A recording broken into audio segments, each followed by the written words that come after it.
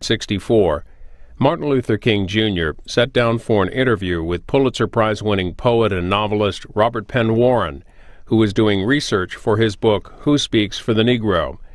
Several months after the March on Washington, King discussed his work in the Civil Rights Movement, the future of African Americans, and his nonviolent philosophy. This interview, never before heard on television, is archived at the Louis B. Nunn Center for Oral History at the University of Kentucky Libraries, which holds the copyright. Robert Penn Warren interviewed many other prominent African Americans for his book, including Malcolm X and Andrew Young. The conversations can be heard online in the Robert Penn Warren Civil Rights Collection. This is about 50 minutes. You're watching American History TV on C-SPAN 3. May I just plunge in and put a topic and we'll explore it a little bit? All right. Do you see your father's role and your own role at historical phase of the same process? Yes, I do. I think my father and I have worked together a great deal in the last few years trying to grapple with the same problem, and he was working in the area of civil rights before I was born and when I was just a kid, and I grew up in the kind of atmosphere that had a real civil rights concern.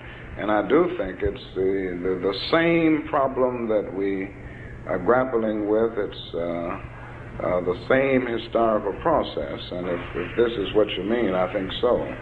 That is, there are vast differences, of course, in techniques and opportunities and climate of opinion, all of those million things that are different from one generation to the other. But you see this, I see a continuity in the process, and not a sharp division between roles, yours and his. Yes, I see a continuity. I don't think there's a sharp, there are certainly minor differences, but I don't think there is any sharp difference. I think basically the roles are the same. Now, I grant you that at points my father did not come up under the discipline of the nonviolent philosophy. He was not really trained in the nonviolent discipline, but even without that, the problem was about the same, and even though the methods may not have been consciously nonviolent, they were certainly nonviolent in the sense that he never advocated violence as a way to solve the problem. Yes. Those are phases, then, shall we say, in a process. What is the next phase one might envisage? Do you mean the next phase in terms of... Beyond the present leadership and the present issues and present problems. Mm-hmm. Is there a phase beyond the civil rights issues that now are in the forefront? What is the next phase of, shall we say, for lack of a better phrase, the Negro movement, in a general sense? Yeah. What would be the next phase? Say, just for offhand, saying your father representing one phase, you another. Can we predict another phase? Does that begin to take shape already? Well, I think if there is a next phase, it will be an extension of the present phase. My feeling is that we will really have to grapple with ways and means to really bring about an integrated society. Nonviolent direct action, working through the courts and working through legislative processes may be extremely helpful in bringing about a desegregated society. But when we move into the realm of actual integration, which deals with mutual acceptance, a genuine interpersonal living, then it seems to me that other methods will have to be used. And I think that the next phase will be the phase that really grapples with the methods that must be used to bring about a thoroughly integrated society. In that phase,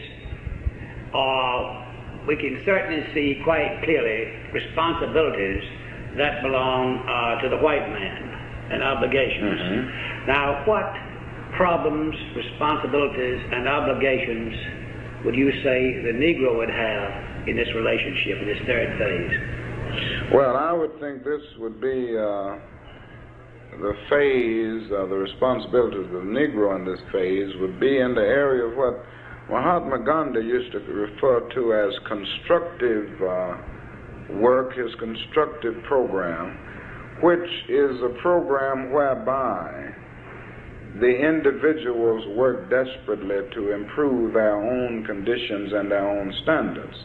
I think in this phase, after the Negro emerges in and from the desegregated society, then a great deal of time must be spent in improving standards, which lag behind to a large extent because of segregation and discrimination and the legacy of slavery.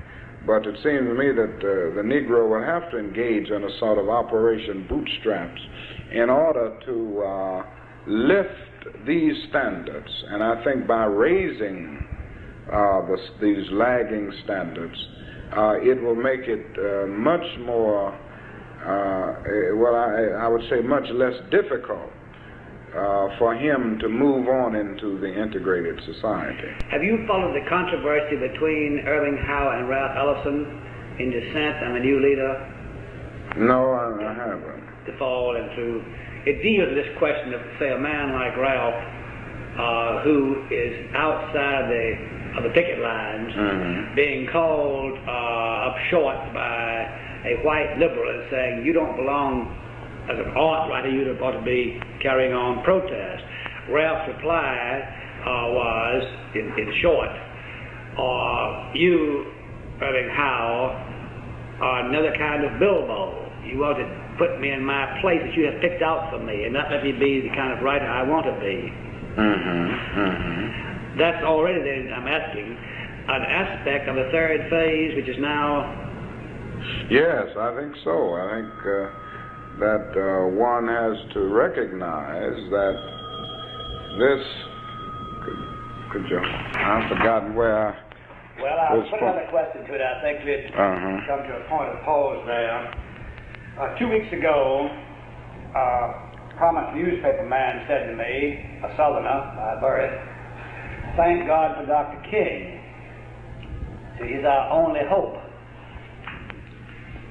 He was worrying about violence. Now, this is very often said by white people. Dr. Kenneth Clark has remarked in print that your appeal to many white people is because you lull them into some sense of security. And I hear, too, that there's some resistance, automatic emotional resistance on the part of Negroes because they feel that your leadership has somehow given a, not, quote, sellout, but a sense of a soft line, a rapprochement that it flatters the white man's sense of security. You encounter this, and how do you think about this? How do you feel about these things, assuming they're true? Well, I don't agree with it, naturally.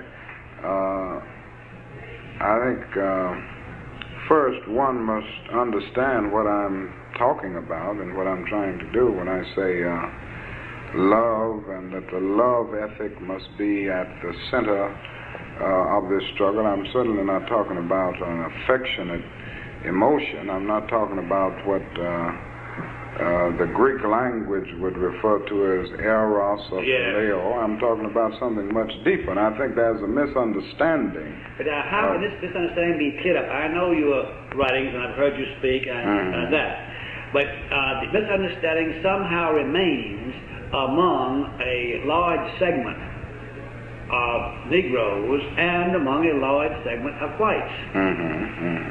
Well, I don't think it can be cleared up for those who refuse to look at the meaning of it. I've done it, I've said it in print over and over again. Yes, you have. Yes. That I do not think violence and hatred can solve this problem. I think they will end up creating many more social problems than they solve. And I'm thinking of a very strong love. I'm thinking of love in action, and not something where you say love your enemies and just leave it at that. But you love your enemies to the point that you're willing to sit in at a lunch counter in order to help them find themselves. You're willing to go to jail, and I don't think anybody could consider this cowardice or even a weak approach. So I think that many of these arguments come from those who have gotten so caught up in bitterness that they cannot see the deep moral issues involved. That or the white man caught up in complacency. Yes. Refused to understand it. Yes, I think so. I think both. Let me shove ahead since we are so pressed, and I have. Don't laugh. Speaking of bitterness and the piling of bitterness, let's take the reconstruction of the South after the Civil War as a tragic shoring up of all kinds of bitternesses and unresolved problems. Myrdal, in his big work, gives what he considers a sketch for what would have been a reasonable reconstruction, as you no doubt recall. The first item he put on his list would have been compensation to slaveholders by the federal government for the emancipated slaves. Second, expropriation of land held by southern planters with payment. Then the selling of land to both Negroes and whites who were landless. Selling on a long-term basis, and other factors. How do you emotionally respond to this question of paying the southern slave holder for the slaves emancipated by the Civil War, during the Civil War? Do you find an emotional resistance to that? How do you respond to that? Well, I don't find too much emotional resistance to it. I do feel that the Reconstruction period was a tragic period at points because many of the social problems we face today are here because this period was not used properly. It wasn't planned properly, and the future wasn't looked at properly in dealing with the present situations in. I don't know if this would have been a way of solving the problem, but I don't have any emotional resistance to the idea if there was as much concern about seeing that the landless slaves and the penniless slaves had some kind of compensation and something to start with. Maybe this plan would have worked all right because it would have given both a sense of dignity, and maybe the bitterness that we now still face at many points, wouldn't be there because the start would have been a little better. That undoubtedly is what Myrdal was driving at, this hypothetical situation. Yeah. But I have discovered this question, giving Myrdal, who's an objective foreign commentator, this passage sometimes evokes very violent responses from Negroes who are thoroughly acquainted with history, people of cultivation and decent feelings. On the first two counts there, will have violent emotional responses. Yeah. Well, mine is in the same way. I'm not saying that I agree that this was a way to solve the problem. But I do feel that after 244 years of slavery, certain patterns are developed in the nation and certain attitudes are developed in the minds of people all over the nation, that everybody had to take some of the responsibility for this sin committed. And consequently, in solving the problem, it seems to me, maybe some things would have had to be done which may not have represented everything that we would want to see, but it may have saved us many of the bitter moments that we have now. you wouldn't have felt then that this somehow would have been a betrayal of your dignity as a Negro human being to have had this compensation paid. This is all hypothetical, of course. You would not emotionally respond in that way. Well, I would think that the whole system, my revolt, or my emotional response is so much over the tragedy of the whole system of slavery that I wouldn't revolt against that as much as over the fact that slavery existed for all of these years. Sure. That question is the question behind it all. Yes. But I don't absolutely feel that this was a way to solve the problem. But yet I don't have this strong emotional feeling of bitterness when I hear it suggested, because we had accumulated a social problem which had to be grappled with, and this was merely a suggestion as one of the ways that it may have been dealt with and may have saved us some of the problem now. Whether it would have, we don't know. We don't know. It's hypothetical. That's right. Whether it would have been possible to implement it given a war psychology in '65 in the North is another question. That's right, exactly. Let me try something else. Another general question. All revolutions, as far as I know, in the past, have had the tendency, even the expression of this tendency, to move toward a centralized leadership, to move toward a man that has both power and symbolic function. Now, you are stuck yourself in a very peculiar role by a series of things, personal qualities and God knows what else, you know. But still, there is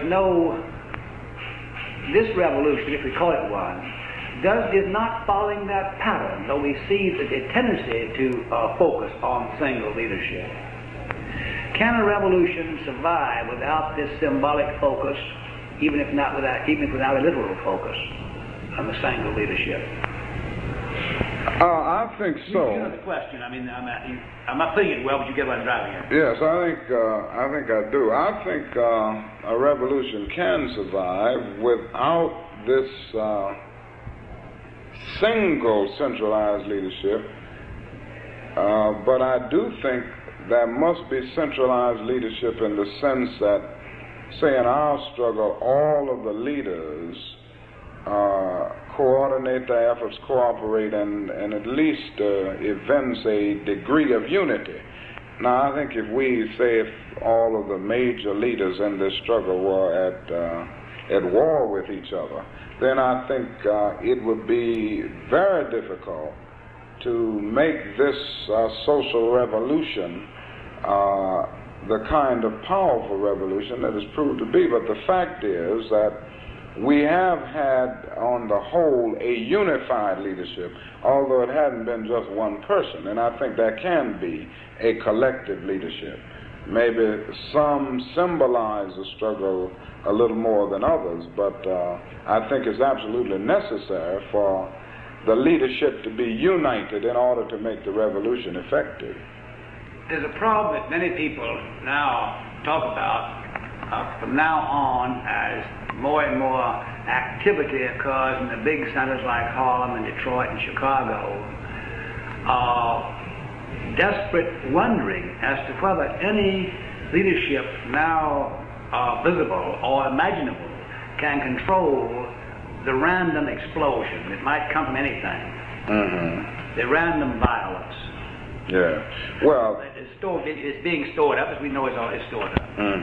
Yeah. Is that the big central problem you all are facing now? Well, I think it's a real problem, and I think the only answer to this problem is the degree to which the nation is able to the speed in which we move toward the solution of the problem. The more progress we have in race relations and the more we move toward the goal of an integrated society, the more we lift the hope, so to speak, of the masses of people. And it seems to me that this will lessen the possibility of sporadic violence. On the other hand, if we get setbacks and if something happens where the Civil Rights Bill is watered down, for instance, if the Negro feels that he can do nothing but move from one ghetto to another and one slum to another, the despair and the disappointment will be so great that it will be very difficult to keep the struggle disciplined and nonviolent. So I think it will depend on the rate of progress and the speed and a recognition on the part of the white leadership of the need to go on and get this problem solved and solved in a hurry, and the need for massive action programs to do it. Let me read a quotation from Mr. Galamison about the schools and the boycott. Mm-hmm. I would rather see it, the public school system, destroyed than not conform to, and not quote, to his timetable of integration, and quoting, maybe it has run its course anyway, the public school system. Maybe it's that. I didn't get the last. Maybe the public school system has run its course anyway. Oh. Over. Mm-hmm. I'd rather see it destroyed than not conform to his prescribed timetable of integration. And you asking How what do you respond to that statement? Well, I don't think the public school system has run its course, far from it, and I don't think that we should think in terms of the destruction of the system. I tend to feel that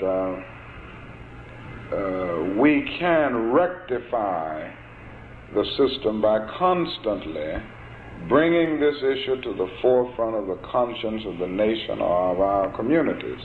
I think the school boycott idea is a very good one. I think it's one of the creative ways to dramatize an intolerable condition. But I wouldn't go to the point of saying that I would like to see the school system destroyed. I think what he is probably getting at is that as long as you have inferior and segregated school systems, you aren't getting a quality education for anybody, whether it's Negro or white. I agree with the Supreme Court at this point that separate facilities are inherently unequal, and somehow the segregated gets a false sense of inferiority because of these very separate facilities. So sorry, please. No, I was just going to say so that I would say that the real need is to fight hard to get the system rectified and not to destroy the public schools. Let's take a case like this. I don't all say this with any polemical intent. It's just a question of a kind of problem. Sure. Let's take Washington, D.C.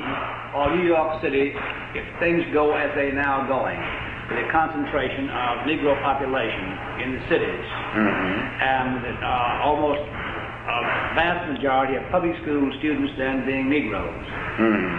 How can you integrate, say, Washington, D.C., if you have 95% or 90% of the school children in public schools are Negro? How do you get the whites to integrate them with? Well, you have two problems here. One is the fact that this problem will never be ultimately solved until the housing problem is solved. As long as that is residential segregation, and as long as the whites in the central city run to the suburbs and leave these core areas, you do have a real problem.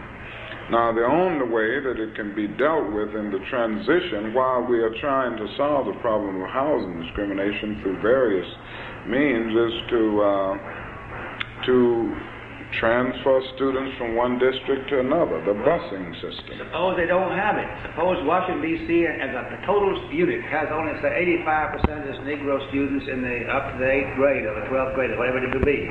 Where do you get the white students to bus in? Can you go to Virginia or West Virginia to get them? Well, in a case like that, you do have a real problem. I think I guess the Washington situation is almost unique because many of these people live in Virginia and Maryland. They're even in other states, and that makes the problem even more difficult.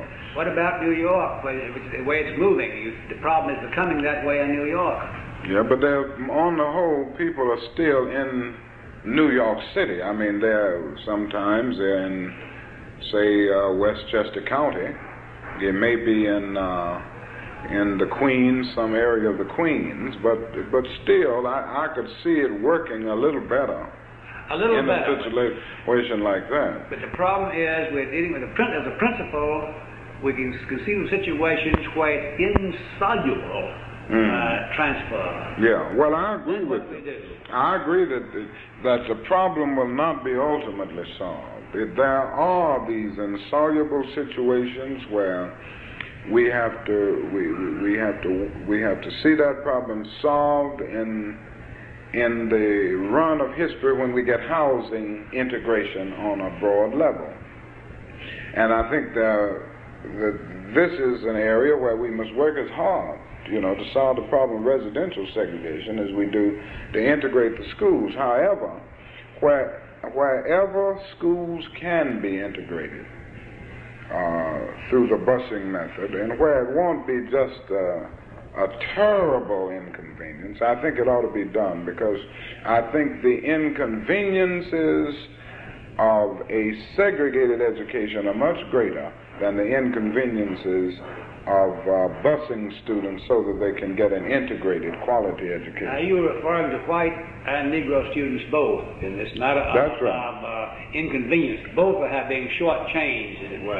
That's right. Oh, yes, exactly. It's not just the Negro being given a chance to be with a white child or going to a better school. It's a question of the white child's own relationship to himself and to Negroes, too. That's right. In other words, I feel that when a white child goes to school only with white children, unconsciously that child grows up, in many instances, devoid of a world perspective. There is an unconscious provincialism, and it can develop into an unconscious superiority complex, just as a Negro develops an unconscious inferiority complex. And it seems to me that our society must come to see that this whole question of integration is not merely a matter of quantity, having the same this and that in terms of a building, a desk, this, but it's a matter of quality. If I can't communicate with a man, I'm not equal to him. It's not only a matter of mathematics, it's a matter of psychology and philosophy. Well, he's not equal to you either if he can't communicate with you. Exactly. It's the same thing. It cuts both ways. It cuts both ways. Exactly.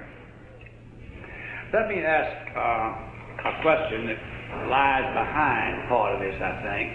At least for some people it lies behind it. Mm-hmm. Du Bois, many years ago, spoke about this, wrote about this, the split, or the possible split, in the Negro psyche. The Negro pulled on one hand toward almost the mystique of the African heritage, or at least the special Negro cultural heritage here, to the mystique of blackness, to all of this. On the other hand, the pull toward Western European, Judeo-Christian, American cultural heritage, with the penalty there, or the price, or what, of being absorbed away from the other cultural heritage, even having the blood integrity lost entirely, possibly, in the end. The sense of some betrayal somehow hidden in here. Does this problem ever present itself to you as a real problem, as a real issue, or not?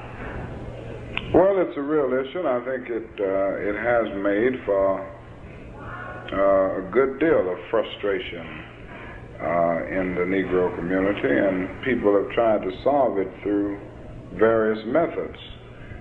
One has been to try to reject psychologically anything that reminds you of your heritage, and this is particularly true of the Negro middle class, the desire to reject anything that reminds you of Africa, or anything that reminds you of the masses of Negroes, and then trying to identify with the white majority, the white middle class.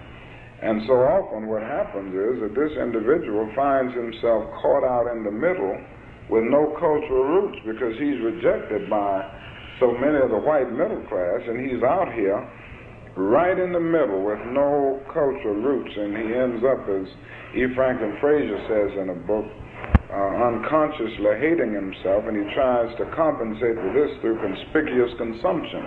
So it is no doubt about the fact that this has been a problem, but I don't think it has to be. I think one can live in American society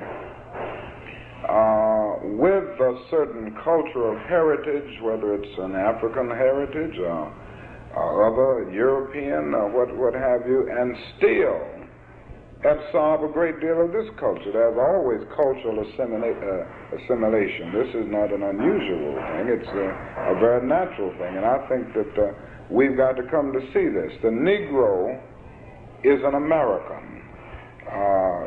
We know nothing about Africa, although our roots are there in terms of our forebears. But I mean, as far as the average Negro today, he knows nothing about Africa.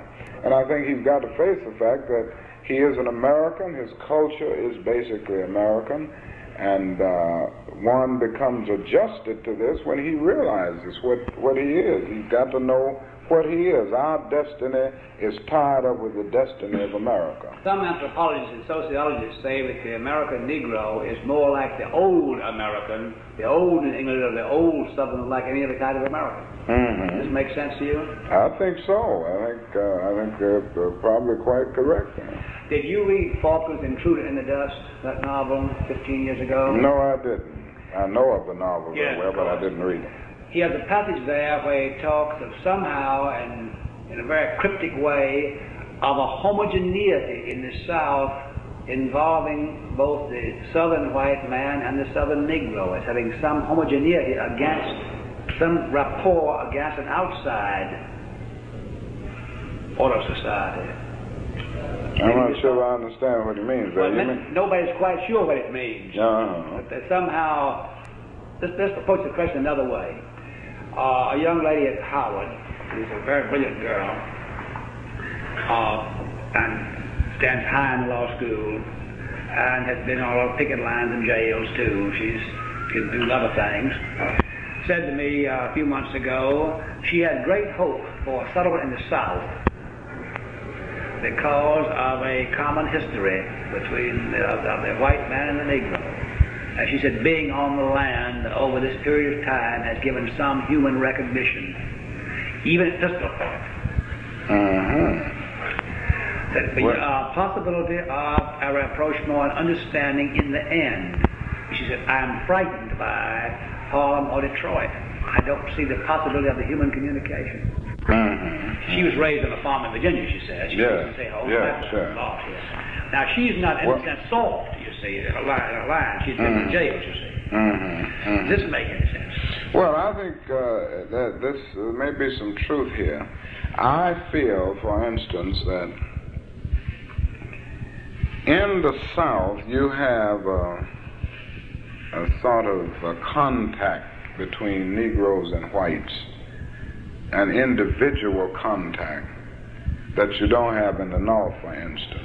What about the meaning of freedom now, slogan freedom now? We know that historical process is never now, and it's never absolute, of course. What about the relation between historical process and the slogan? Yes. Well, I think the slogan is a good one, and I think it really means that the Negro has reached a point of feeling that he should have freedom now. Now, I don't think there's any illusion in the mind of anybody about the fact that you've got to observe historical process. You've got to think about the fact that this structural change cannot come overnight. But we must work at it, and we must try to deal with it with such an urgency that we are challenged by the need for it now. And I think this is more of a challenge to work and realize the urgency of the moment than it is a belief that you can really get freedom within such a short period. I sat with a group of students some months ago and asked this question of social process. And a very bright boy, a senior in a good college, said, I understand about social process, it's in time. And he said, but I can't bear to bring myself to say it. Close his eyes and... Yeah. Well, I find it is a problem. And we have lived so long with this idea, with people saying it takes time and wait on time, that I find it very difficult to adjust to this. I mean, I get annoyed almost when I hear it, although I know it takes time. But the people that use this argument have been people so often who really didn't want the change to come. And gradualism for them meant a do-nothingism, and a stand-stillism. So that it has been a revolt, I think, against the idea of a feeling on the part of some that you can just sit around and wait on time, when actually time is neutral. It can be used either constructively or destructively. But some words have become symbolically charged with feelings so they can't even be used. They mean the same thing as other words. Yes, exactly. Like the word gradual has become emotionally charged, symbolically charged, so the word can't be used. That's right, exactly. But if you say historical process, the word's been seen that would mean the same thing. It means the same identical thing, but all of the emotions, surrounding gradualism, and this whole thing of waiting on time, it brings about an initial resentment from the Negro and his allies in the white community. Now, speaking of symbolisms like that, symbolic charges enter into things. I was talking a few weeks ago with a very, very able Negro attorney, and he suddenly said, I live in a society, he's a very violent, bitter man, very able. I live in a society where all the symbolism of the poetry I read, the Bible I read, is charged with the white man's values. God's white robes, white light of hope, all of it, which are an affront to me. He said, I find myself schooling myself now to resist all the symbolism and invert it for myself. Yeah. Well, I think this is, many Negroes go through this, and I think now probably more than ever before. My only hope is that this kind of reaction will not take us right back where we, into the same thing we're trying to get out. There's always the danger that an oppressed group will seek to rise from a position of disadvantage to one of advantage, you see, thereby subverting justice, so that you end up substituting one tyranny for another. Now, I think our danger is that we can get so bitter that we revolt against everything white.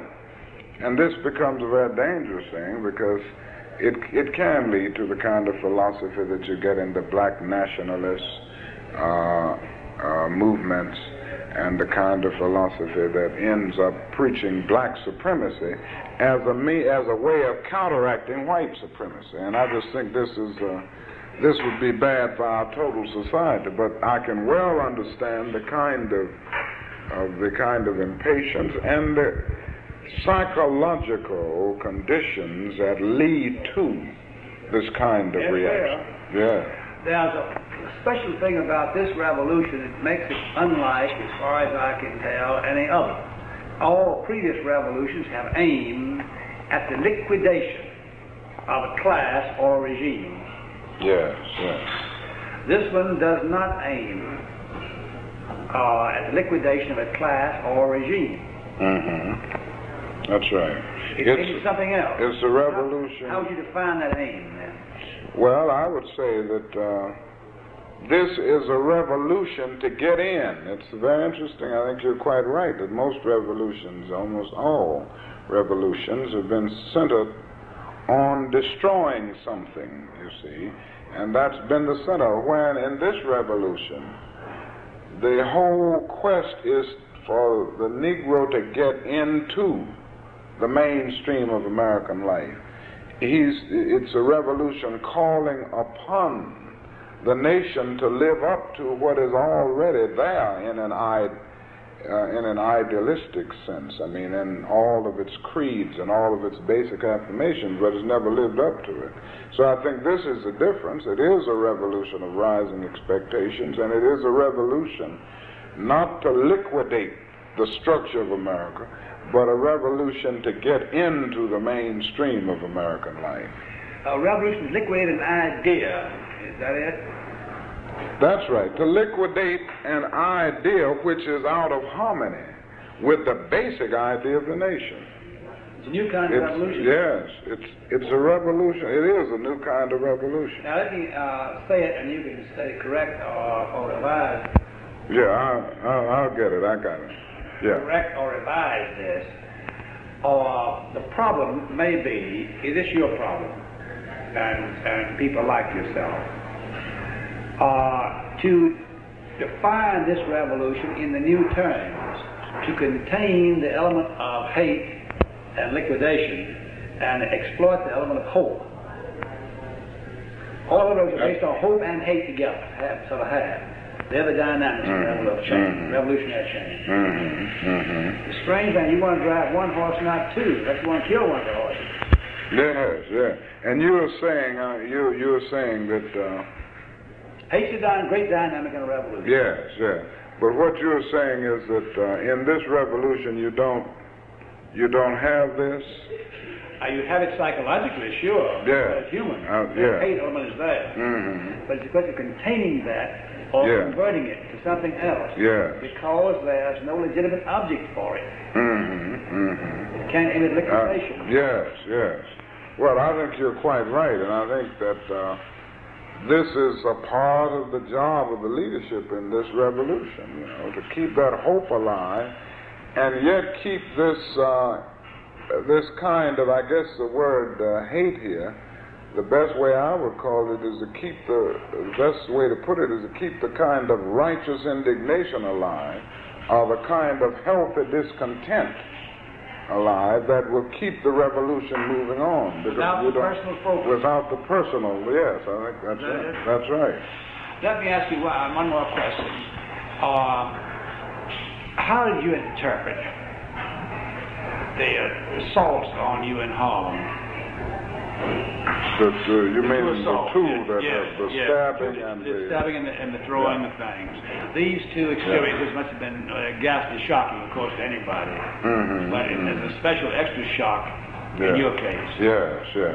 Well, the first one, I don't know if we'd ever know what the causal basis was, because here you had a demented mind who really didn't know why she was doing it. I really don't think. It may be that she had been around some of the meetings of these groups in Harlem, black nationalist groups, that have me all the time as a favorite object of scorn.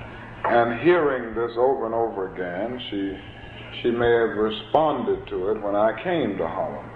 Or it may be that she was just so confused that she would have done this to anybody whose name was in the news. We will never know. But now on the other one, where they threw eggs at her car, I think that was really a result of the black nationalist groups and a feeling, they've heard all of these things about my being soft and my talking about love, the white man all the time. And I think a real feeling that this kind of approach is far from, it's a cowardly approach, and they transfer that bitterness toward the white man to me, because they began to see, they began to feel that I'm saying love this person that they have such a bitter attitude to it. I think it grows right out of that. In fact, Malcolm X had a meeting the day before, and he had talked about me a great deal and told him that I would be there the next night, and said, now you ought to go over there and let old King know what you think about him. And he had said a great deal about nonviolence, criticizing nonviolence, and saying that I approved of Negro men and women being bitten by dogs and the fire hoses, and I say go on and not defend yourself. So I think this kind of response grew out of the build-up and all of the talk about my being a sort of polished Uncle Tom. I mean, this is the kind of thing they say in those groups. Now, my feeling has always been, again, that they have never understood what I say. I'm saying because, they confuse. They don't see that there's a great deal of the difference between non-resistance to evil and non-violent resistance. And certainly I'm not saying that you sit down and patiently accept injustice. I'm talking about a very strong force where you stand up with all your might against an evil system. And you are not a coward. You are resisting, but you come to see that tactically as well as morally, it is better to be nonviolent. I can't see anything that, even if one didn't want to deal with the moral questions, it would just be impractical for the Negro to talk about making his struggle a violence. On that point, this Brinkley survey and the poll survey in Harlem came up with an astonishing fact that a large percentage of the population of Harlem do not think of the Negro as being a minority. Is that even so? Know it. They don't even know it factually, and others feel it, mostly don't feel it because they see so few white people around. That's right. They never go out of it. So the tactical appeal doesn't apply to them. Mm-hmm. Yeah. They feel we're the majority. Yeah, that's right. That's right. I think that's a dangerous fact. It's a dangerous fact, yes. And you see, many people in Harlem never go out of Harlem. I mean, they've never even been downtown. And you can see how this bitterness can accumulate. Here you see people crowded and huddled up in ghettos and slums with no hope, you see. They see no way out. If they could, look down a long corridor and see an exit sign, they would feel a little better, but they see no sense of hope. And it's very easy for one talking about violence and hatred for the white man to appeal to them. And I had never thought of this, but I think this is quite true, that even if you talk to them about nonviolence from a tactical point of view, they can't quite see it because they don't even know they're outnumbered. That's right. You see. Emotionally, they couldn't. That's right. They can't grasp. Let me ask one more question. When you were assaulted, and it's very hard, I know, to reconstruct one's own feelings. What did you feel?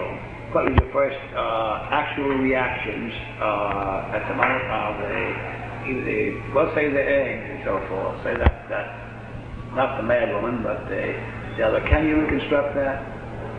Well, Is it different to you in an emotional way, what you went through in that moment? Yes, I remember I feeling very well. At first, this was a very, I guess I had a very depressing response because I realized that these were my own people. These were Negroes throwing eggs at me. And I guess you do go through those moments when you begin to think about what you are going through and the sacrifices and suffering that you face as a result of the movement, and yet your own people don't have an understanding and are seeking, not even an appreciation, and seeking to destroy your image at every point. But then it was very interesting. I went right into church and I spoke, and I started thinking not so much about myself, but about the very people, the society that made people respond like this.